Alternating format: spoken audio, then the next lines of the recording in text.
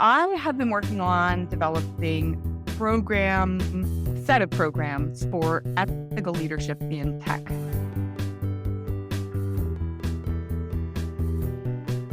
And when I say that, people tend to assume that I'm going to Amazon or something, but I'm interested in technology in the broadest sense possible.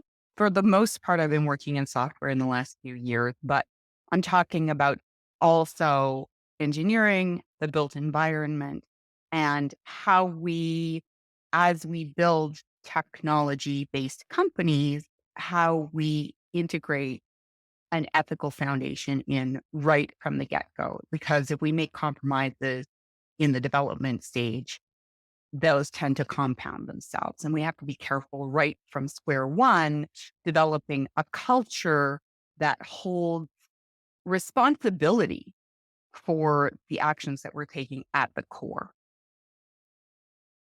So that involves that kind of cultural conversation. I've done some appreciative inquiry with companies where they start off and the appreciative inquiry says, so what would this look like? What do we look like at our best?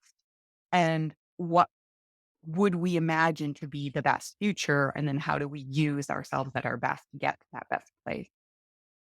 So there's that cultural component. And then there's the leadership piece, which is the individuals within the organization need particular skills for clear communication, for not leading from positions of fear and anxiety, and being conscious of when a lot of times the ego gets entangled in the decision making.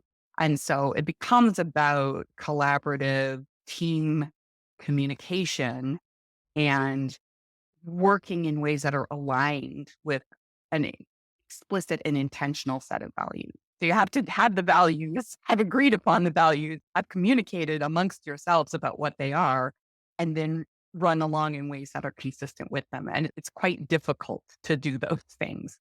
Like one of those things often gets broken. And I think the running along in a way that's consistent with the values is actually the hardest thing because our fears and anxieties play out in the workplace the same way they do in our intimate relationships. And they become sites of conflict.